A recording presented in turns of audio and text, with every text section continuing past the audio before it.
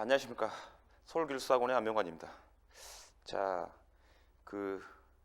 이번 시간에는 제가 건축 시공 기술사를 준비하시는 수험자분들께 한 10가지 정도로 좀 압축을 해가지고 몇 가지 좀 만들었어요. 그래서 어드바이스 한 조언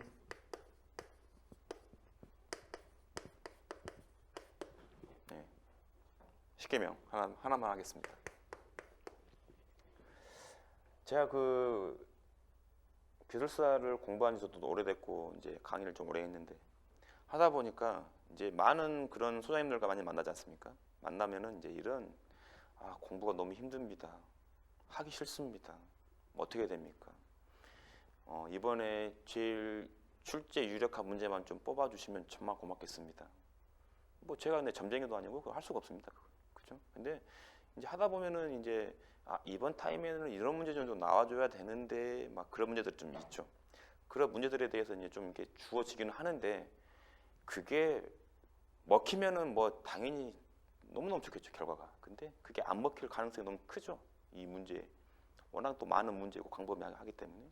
그래서 저는 수업을 하거나 이렇게 공부를 하시면서 이제 우리가 보통 시공기술사가 보통 2월달, 5월달, 8월달 이렇게 시험이 3번 있지 않습니까?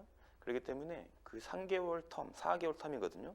그래서 3, 4개월 동안 우리가 시간적인 정량적으로 투자할 수 있는 시간이 되게 한계적이에요. 한정적이란 말이죠. 그래서 첫 번째는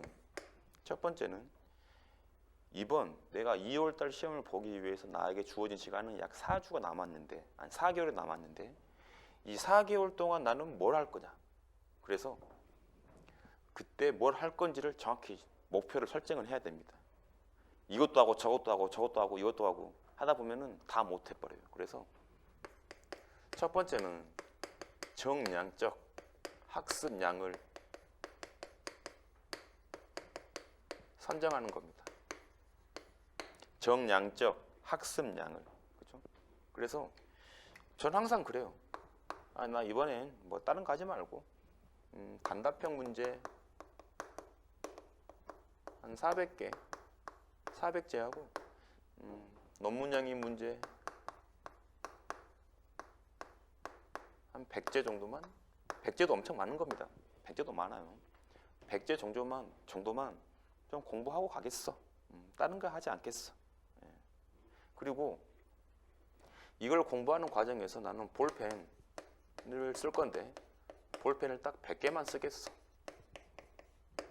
이 볼펜 100개 쓰는 거는 어마어마합니다. 다 못 쓸 거예요 아마. 제가 봤을 때는 한 50자로 쓰기가 힘들 것 같은데 볼펜 100개만 딱 쓰겠어. 그리고 이 볼펜 숫자는 절대 버리지 마세요. 다 썼더라도. 그렇죠? 다 모아놓으십시오. 그게 나중에 시공기술사 딱 되고 나서 이걸 딱 보면은 자, 내가 이렇게 공부 열심히 했었지. 그렇죠? 라고 언젠가 모르게 나중에 위기가 다가왔을 때 그걸 딱 보면서 많은 힘이 되고 위로가 될 겁니다. 그래서 정량적인 학습량을 선정을 해라. 자, 두 번째는 선정을 했으면은 이제 실천을 해야 될 거 아닙니까? 그렇죠? 중요한 건 실행이죠, 실행. 실행을 할 건데 학습 시간 매일 일정량의 공부하는 시간을 반드시 지키세요. 반드시. 그래가지고 저는 예전에 현장 생활할 때니까 이제 숙소 생활할 때였죠. 이제 공부 봤을 때니까 그때 시험 이제 일 끝나고 오면은 이제 지치지 않습니까? 소주도 한잔 먹었고 그래도 책상에 그냥 엎어져서 잤어요 이렇게. 왜냐하면은 나는 이 시간만큼은 책상에 앉아 있어야겠다. 이 시간만큼은. 그죠? 그래가지고 저는 9시 뉴스 하잖아요. 옛날에 9시 뉴스였죠. 9시 뉴스 할 때 1시간 있지 않습니까? 이 시간만은 나는 꼭 여기 책상에 앉아 있어야겠다. 그래가지고 그냥 그렇게 했어요. 매일매일. 근데 너무 힘들죠, 사실 그런 것들이. 힘듭니다. 그래서 보통 기술사를 준비하시는 분들이 퇴근을 이제 우리 건설 현장에 퇴근이 없지 않습니까, 사실은. 근데 요즘에는 이제 주 5일도 하고 8호제도 하고 막 하니까 6시 퇴근한다 합시다. 6시. 그러면 집에 오면은 좀 길 밀리고 하면 7시 반 정도 될 거예요. 밥 먹어야 되지 않습니까? 밥 먹고 좀 씻고 8시 반 됩니다.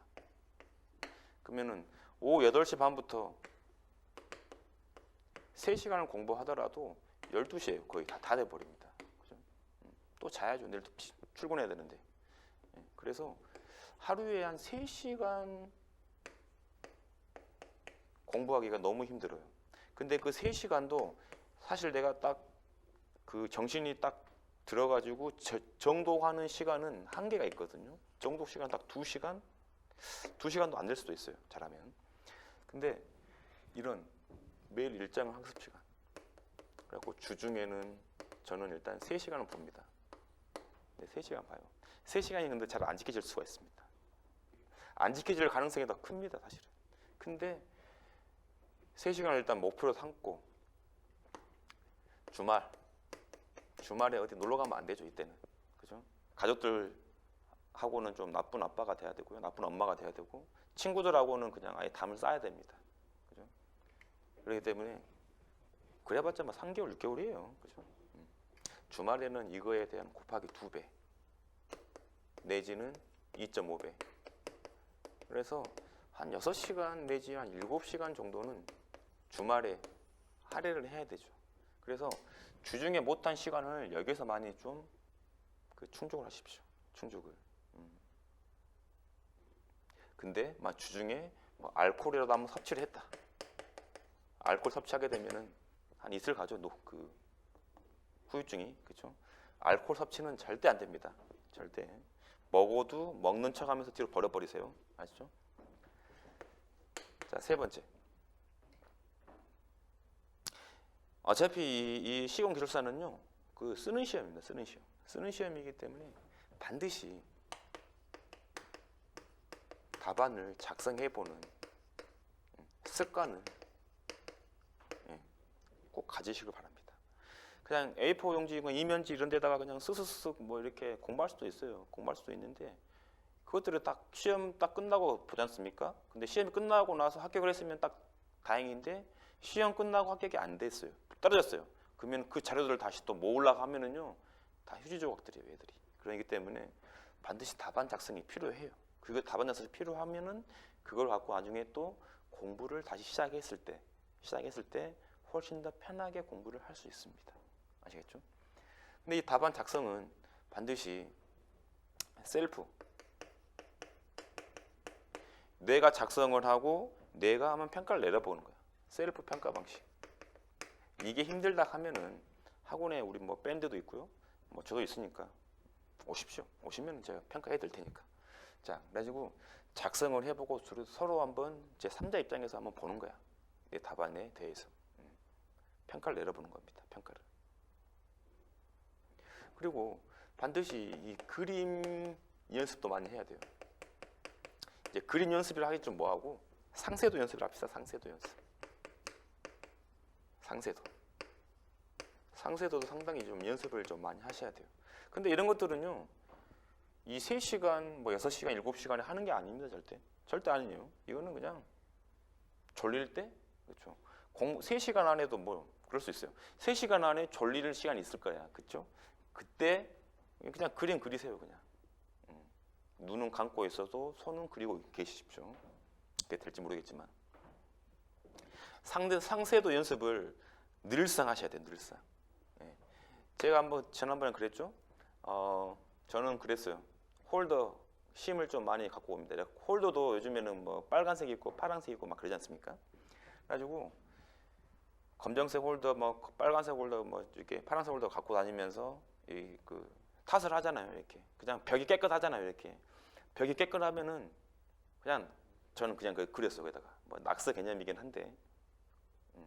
근데 뭐 우리 현장에서 뭐 내가 뭐 그린 거니까 뭐 누가 뭐라 합니까?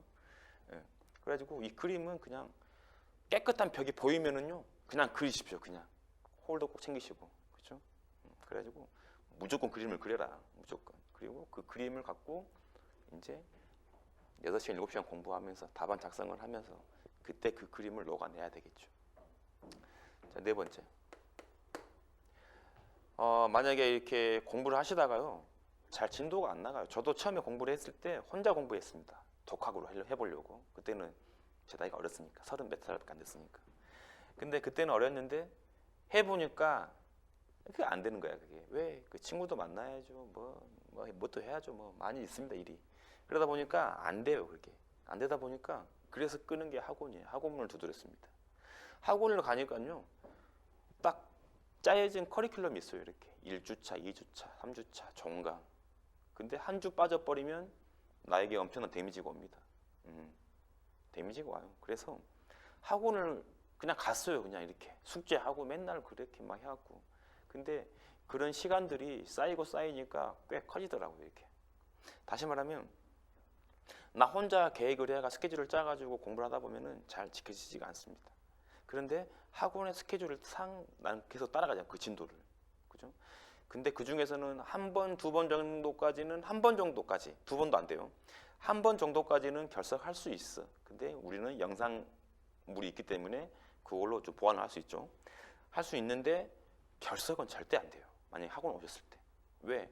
그 커리큘럼 진도에 따라서 내가 공부하기 때문에. 그렇죠? 공부량이 많단 말이죠, 상당히.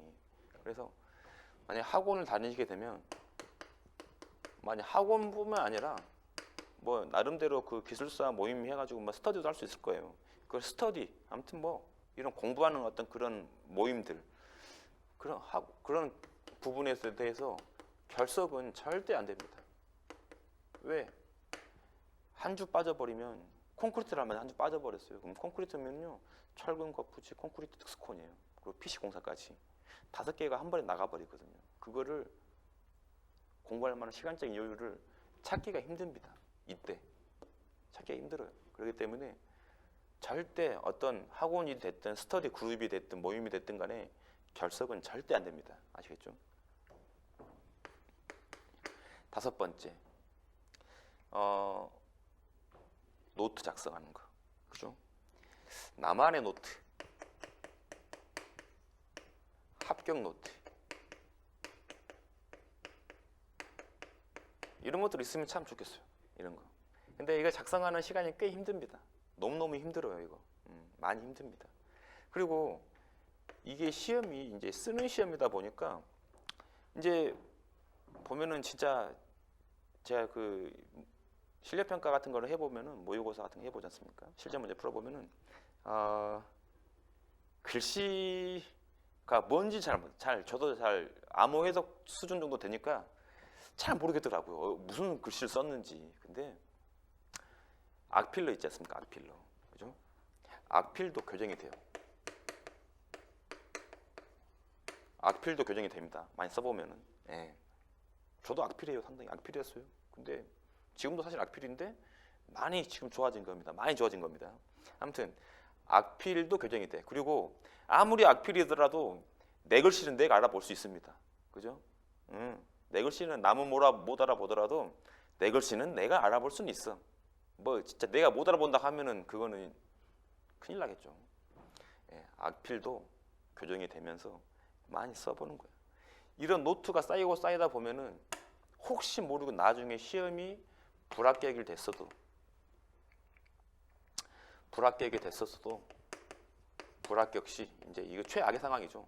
불합격 시에 이런 합격 노트가 나에게 큰 힘을 실어줍니다. 왜? 공부가 그만큼 이 정도까지 돼 있는 상태고 난 여기에서 플러스 알파만 하면 되니까. 플러스 알파. 근데 그 플러스 알파가 별거 없어요. 내 합격 노트 중에서 조금 미비한 사항들을 조금 보완해 주는 수준? 그쵸? 그 정도 수준밖에 안 돼요. 그 정도 수준밖에. 그래서 많이 노트를 좀 작성을 해 보세요. 많이. 그쵸? 적어도 나는 이 정도만큼은 작성을 하겠다. 이번 텀에. 그리고 이제 플러스 알파를 하는 과정에서는 이제 기존 노트가 있을 거 아닙니까? 거기에다가 이제 플러스 뭐 색깔 볼펜 쓰는 거야. 이게 색 볼펜들을. 하고 이거는 파란색 볼펜, 뭐 이거는 뭐 빨간색 볼펜, 뭐 저거는 뭐 무슨 볼펜 해가지고 계속 거기다가 엎으세요. 이렇게 레이어를 이렇게 계속 엎으시는 거예요 위에다가. 그래가지고 그거 갖고 딱 보면은 내가 쓴 답안이기 때문에 일단 눈에 잘 들어옵니다. 눈에 잘 들어오고요. 내가 쓴 답이기 때문에 빨리 빠집니다. 왜? 이 문자를 내가 기록을 하면서 내가 나만이 갖고 있던 생각들이 나도 모르게 무의식적으로 막 이게 떠오르지 않습니까? 떠오르기 때문에 빨리 봐지고 보기 편하고 좋죠. 정말 좋습니다. 이거는 반드시 해야 돼. 근데 이거 안 쓰는 사람도 하긴 해요. 하긴 하는데 이제 떨어졌을 경우에 이제 그때가 이제 큰일 났죠. 이제. 자, 6번째. 시험을 보러 가실 때는 반드시 나만의 뭔가 비장의 카드가 있어야 돼요. 그리고 필살기를 하는데 저는 그걸 필살기를 하거든요. 필살기 3가지는 반드시 챙겨가셔야 돼요. 이 필살기 3가지가 뭐냐면 새로 좀 약간 시사성의 문제, 정치적인 문제, 그리고 뭐 안전사고적인 문제, 환경적인 문제, 뭐 이런 문제들이야. 제가 합격할 때 그때 지진이라는 문제가 처음 나왔는데 지진이라는 문제가 제가 그때 공부할 당시에 PF 프로젝트 파이낸싱이 그때 큰 문제가 있어가지고 막 제2 금융권들이 막 무너지고 막 했었거든요. 저축은행들. 그리고 하나가 신재생 에너지였어요. 신재생이라고 신에너지의 연속수, 연료전지, 석탄에너지, 수소에너지, 그리고 태태제품 앞에서 태양열, 태양광, 지열, 풍력, 뭐 바이오, 해양, 뭐 폐기물 막 있었잖아요. 이렇게 프로젝트 파이낸싱 그리고 지진이었는데 제가 이 3문제를 준비하고 갔어요. 3문제를. 야, 이건 나올 거다. 이거는 진짜. 그때 그 MB 정부였는데 그때 신재생을 엄청나게 우리 밀었었죠. 그렇죠? 3개를 준비했는데 이제 지진은 당연히 이제 내진, 뭐 재진, 뭐 면진 구조는 당연히 알았고 저는 한 가지만 더 엎었어요. 이 비내진 구조. 비내진 구조에 대한 어떤 내진 보강 대책. 다시 말하면 비내진 구조가 뭐예요? 우리나라 5층 이하 빌라들 있지 않습니까? 그죠? 조적조 건물들, 학교 건물들, 얘네들. 그거에 대한 내진 보강 대책, 연성을 증진시킨다, 구조물 강성을 키운다, 단면을 막 키운다, 전담벽을 신설한다, 막 그런 것들은 많이 있었어. 라고 이걸 공부했는데 이게 빡 나온 거야. 이게 내가 준비했던 문제가 정말. 그리고 그 1교시 문제 중에서 이 문제가 하나 나왔어요. 직할시공제. 직할시공제는 하도급이 없어요. 그 온도급사가 없어요. 그 발주처 밑에 하도급이 바로 있다는 거예요. 그리고 이 2단계 바로 그러니까 온도급자가 없으니까 이제 공사 내용이 명확해지겠죠. 그리고 이제 발주처의 어떤 그 포스가 좀 더 커져야겠죠. 캐파가. 아무튼 그랬는데 이거 2문제가 나온 거예요. 2문제가. 이 2문제 때문에 합격을 했어요, 사실은. 근데 그 당시에 이슈가 있습니다. 그 당시에. 지금 이슈는 화재고, 그렇죠? 엊그제 울산 화재 있지 않습니까? 그래서 필살기 3가지, 시사, 뭐 안전, 뭐 환경, 그리고 신기술 신공법 쪽인데 신기술 신공법은 얘는 이번에 신기술 특허가 됐어요. 특허청에서 딱 등록이 됐습니다. 근데 이게 됐으니까 바로 나올 것 같다. 절대 그러지 않습니다. 신기술 신공법은 이게는 1년 있다 나옵니다. 1년 있다가. 왜냐하면은 1년, 2년 정도 있다 나와야 되는 게 그만큼의 시공 실적이 쌓일 거 아닙니까? 그렇죠? 이 공법이 되게 쓸만하네. 그렇죠? 쓸만하네 해가지고 나온 게 이제 포인트 파운데이션이죠. PF 기초. 아니면 뭐 선단 확대 말투, 그죠? 선단 확대, 뭐 이런 것들, 뭐 PF가 가장 대표적인 거였죠. 포인트 파운데이션, 이런 것들이 좀 나왔어요. 근데 그게 나온 게 1년 조금 더 지나서 나왔습니다. 아무튼 그런 나만의 필살기를 조금 준비를 하셔야 되는 거야. 필살기. 그게 시사적인 문제, 이슈예요. 사회적 이슈. 지금 문재인 정권에서는 지금 뉴딜 그러지 않습니까? 뉴딜은 뭐냐면 우리 건축에서 뉴딜은 다른 거 없습니다. 그린 리모델링이요. 그린 리모델링. 리모델링인데 기존에 있는 건축물을 뭐 대수선 뭐 하는 게 아니라 그냥 기존에 있는 건축물 에너지를 조금 더 잘 효율적으로 쓰자, 막 그런 개념.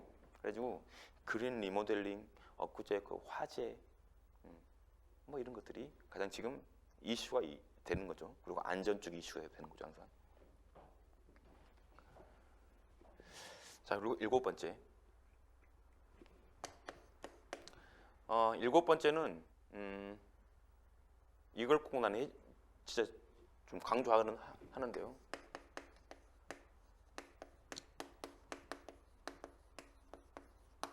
그룹 이펙트. 이게 뭐냐면 이 팀 스터디예요, 팀 스터디.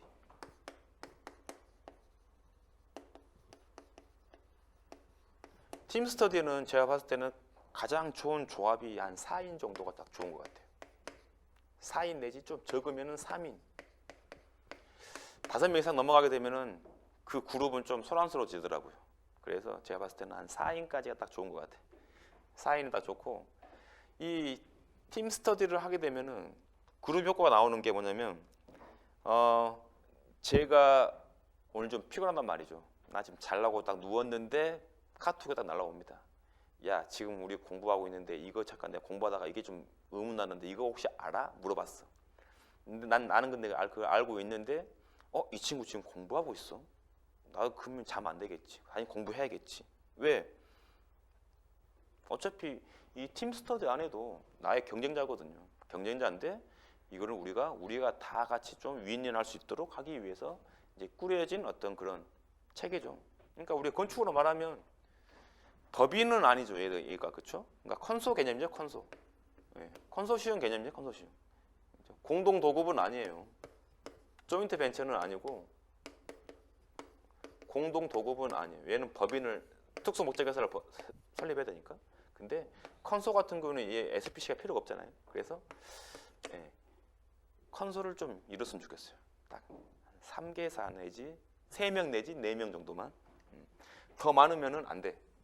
더 많으면은 술 먹자고 하기도 하고요. 안 돼요. 아무튼 제 경험이 그래요. 그러니까 한 3인까지 딱 좋아요. 3인까지. 4인까지 더 좋아요. 4인까지. 보통 3, 4인이 다 모일 수 있는 확률은 별로 없습니다. 우리 건설하는 과정에서. 근데 한두 명 빠지더라도 2명은 일단 확보가 되잖아요. 2명. 그렇죠? 근데 2명은 좀 애로웠단 말이죠. 한 3명까지 있으면 딱 좋죠. 그렇죠? 아무튼 이 그룹 이펙트를 효과를 좀 활용을 해야 되는데 팀 스터디 같은 거를 최대한 좀 많이 모으십시오. 내 주위에 있는 것들을. 가지고 만약 학원을 오신다고 하면 제가 좀 묶어 드릴게요. 이렇게. 이렇게 좀. 근데 좀 자주 만나기 위해서는 어떻게 그 지역 사람들끼리는 아니면 이렇게 해야겠죠, 당연히. 근데 그런 것들은 이제 팁이고. 그래서 반드시 그룹 이펙트 엄청난 시너지가 발생을 합니다, 진짜. 진짜 내가 기술사를 포기해야 되는 그런 과정 속에서도 자꾸 학원에 오는 사람들을 제가 많이 봤거든요. 근데 그분들 결국에는 다 합격했습니다. 다 합격했어요. 그룹 이펙트 너무너무 중요합니다. 자, 8번째.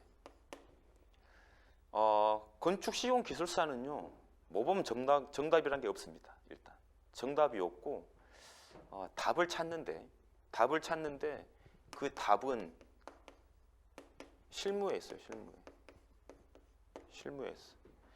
당연히 현장에서 근무하시는 분들이라면 좋겠죠. 탑다운 공법 어제 한 건데 문제 시험에 나왔네? 그럼 쓰면 되는 거잖아요. 그거. 어차피 탑다운 공법을 하려면은 재료적인 것도 다 검토했을 거고, 현장에서 사진도 찍으면서 시공하는 것도 봤을 거고, 시공 계획서도 검토했을 거고, 설계 도면이 좀 안 맞으면은 뭐 현장 변경 요청서 해가지고 뭐 샵 드로잉도 좀 떴을 거고, 그런 걸 다 한단 말이죠. 그렇기 때문에 답이 다 있어.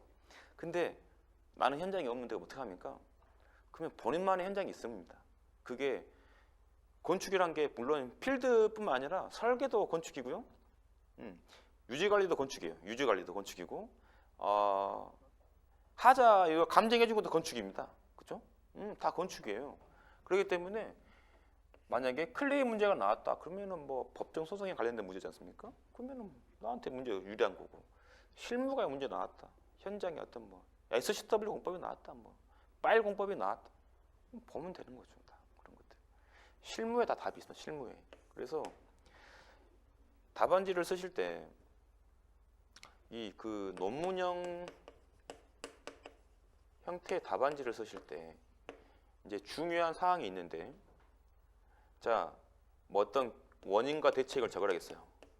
원인과 대책을. 근데 원인 뭐 쓴단 말이죠, 이렇게. 근데 결국엔 대책이 다 사실 다 중요하거든요. 그래서 비율이 얘가 한 40 정도 된다고 하면 얘가 60 정도 될 거란 말이죠. 근데 60 정도 되는데 이 대책의 첫 번째 대책이, 두 번째 대책, 이 세 번째 대책이 사실은 너무너무 중요하거든요. 이 대책이.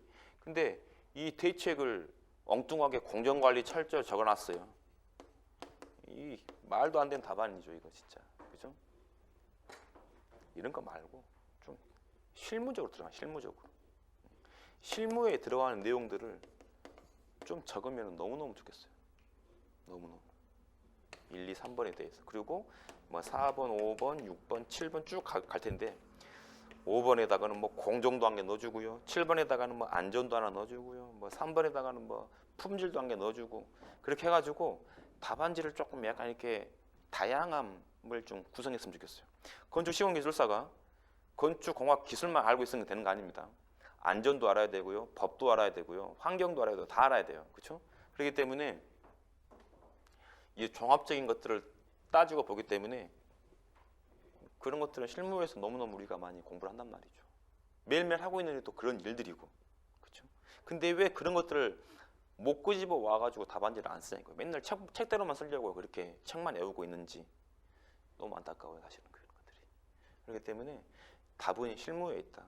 그래서 실무에 있는 그런 답들을 기술사 답안지에다 쓸 수 있을 정도, 그죠? 그렇게 좀 생각을 좀 많이 좀 했으면 좋겠어요. 생각을.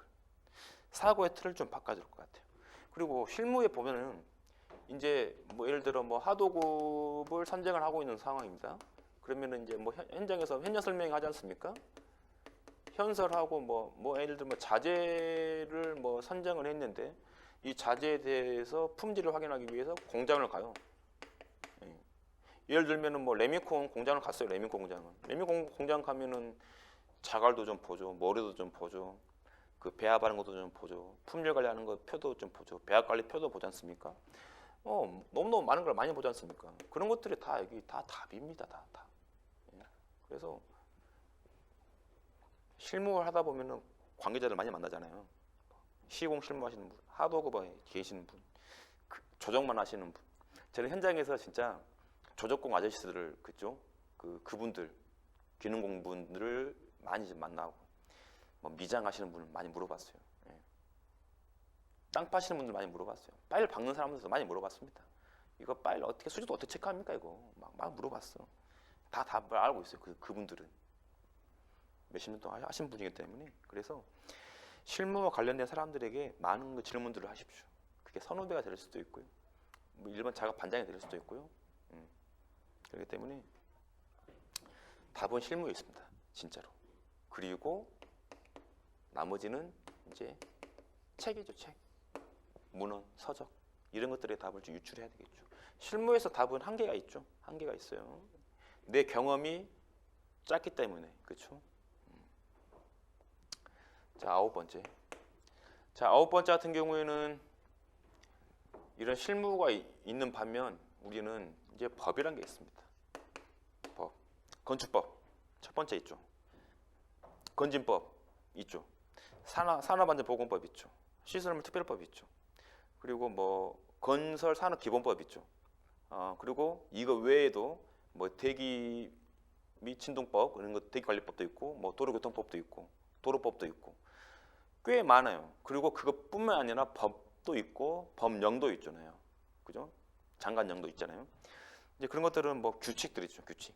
뭐 방화구역에 대한 규칙, 장애인 및 노인 편의 증진에 관한 법률, 규칙, 막 이런 게 있잖아요. 기준, 건축물 구조 기준에 관한 규칙, 막 이게 있잖아요. 그런 것들, 그런 법령들이나 어떤 기준, 예, 알아야 되고요. 기준하게 되면 일단 시방서죠. 시방서 우리가. 예, 우리 시방서는 KC에서 들어가면 돼요.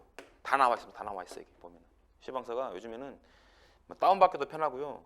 그 책 내가 원하는 것만 딱 검색하기도 너무 편합니다. 그래서 KCS를 좀 자주 들어가시면 좋을 것 같고, 이런 법들을 좀 많이 좀 탐독을 좀 하세요. 우리 현장에 지금 한 30m 되는 뭐 나무가 들어와야 됩니다. 적용을 하고 해야 돼 지금 적용을. 근데 도로법상 16.7m 이상은 안 돼요. 운반 자체가 길이가. 그리고 하중도 하중이지만 그렇죠? 일단 길이가 자체가 엔진 나와버렸거든요. 근데 그 몰래 밤에 갖고 오지 않습니까?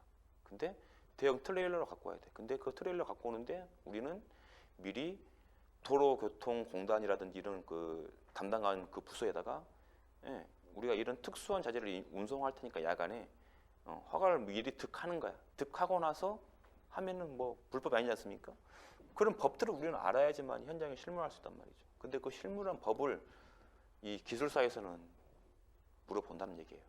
이 법을. 그래서 법과 기준들이나 이런 어떤 시방서나 이런 것들을 좀 꾸준히 좀 탐독을 하신다 하면 애우지 마시고요. 탐독만 하세요. 탐독만. 하다 보면은 주로 나오는 빈출되는 법이 좀 있어요. 빈출되는 법이. 우리가 건설사업 기본법에 보면은 뭐 안전관리자 배치 기준, 뭐 그리고 건진법에 보면은 품질관리자 배치 기준, 뭐 감리 CM에 대한 배치 기준, 막 이런 게 있잖아요. 그래서 그런 것들을 조금 유심히 좀 잘 봤으면 좋겠어요. 그 마지막 10번인데 10번은 이제 제가 항상 이제 강조하는 사항인데 기술사를 왜 취득하는지 그런 어떤 당위성들을 항상 마음에 좀 갖고 있었으면 좋겠어요. 저는. 그래가지고 사실 제가 기술사를 취득하는 이유는 시공사를 떠나고 싶었어요. 너무 시공사가 어려워 힘들었기 때문에. 그래서 결국 떠났습니다. 진짜로. 목표 달성을 한 거죠, 사실은. 그래서 기술사를 취득을 하기 위한 어떤 나의 그 목적이 뭐냐? 그게 돈이냐? 아니면 뭐 은퇴 후 뭐 나의 수명 연장이냐? 아니면은 뭐 승진을 위한 어떤 발판이냐? 아니면 내 사업을 꾸리기 위한 어떤 계기가 될 거냐? 자격증이 필요한 거냐? 그래서 이 반드시 당위성이란 거는 이 절실하지 않으면 절실함이 느껴진다 하면 기술사는 꼭 되는 것 같아요. 나중에 면접을 보러 갈 때도 이제 면접 시험이 있어요. 구술 시험 2차. 그런 절실함들이 있다 하면은 많이 좀 어필이 좀 되긴 돼요. 물론 공학적인 지식이 좀 충분해야 되겠지만 그래서 기술사를 많이 준비하시는데 이제 준비하다가 조금 관두다가 준비하다가 관두다가 막 이렇게 하시는 분들이 있어요. 그런 분들 대부분 장수생에 빠지시더라고요. 라고 매너리즘에 빠지는데 그래가지고 또 와요. 아 교수님 이거 이번에는 꼭 해가지고 좀 할 겁니다. 근데 어떻게 해야 됩니까?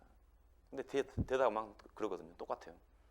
다시 처음부터 다 지워버리시고 처음부터 다시 공부하시 생각하시고 노트 작성하시고 학원 잘 나오시고 일정한 학습 시간 지키주시고 이번에는 이것만 보고 공부한다고 하시고 제 대답은 항상 이거예요. 근데 그분들 또 하다가 또 뭐 현장에 일이 있어갖고 뭐 집안일이 있어서 그럴 수 있는데 그런 장수생들에게는 항상 기술사란 이 자격증이 불치병으로 좀 와닿는 것 같아요.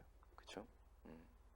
그래서 세상에 불치병이란 건 없는 것 같아요. 그게 우리가 몰라서 그럴 뿐이지 이는 불치병을 나을 수 있는 방법이 다 있단 말이죠. 그죠? 이번 코로나 건도 사실은 이제 백신이 개발되면은 이거 불치병 아니란 말이죠. 감기의 하나의 유형에 불과할 텐데 불치병을 안고 살아갈 건가? 아니면 나는 아주 내 몸 컨디션을 깨끗한 완치된 상태에서 살아갈 건가를 선택을 해보신다 하면 당연히 후자겠죠. 그래서 기술사를 왜 따야 되는지 왜 기술사가 필요한지 그걸 항상 몸으로 생각하십시오. 머릿속으로. 그리고 힘들 때마다 복용하는 거야. 그게 내 약이 되는 거죠. 먹는 약이 아닌 정신적인 심리적인 그런 약이 될 겁니다. 아시죠? 자, 그래서 뭐 이렇게 10가지 사항들에 대해 쭉 읊어봤는데 이거 말고도 많이 합격하기 위한 노하우는 많이 있을 것 같아요. 근데 제가 경험해본 바로는 뭐이 정도만 하게 된다 하면 다 합격하실 수 있을 것 같습니다. 아시겠죠? 기술사 준비하시는 모든 분들에게 합격을 한 영광을 좀 갖게 되길 바라는 마음에 이제 강의 마치겠습니다. 감사합니다.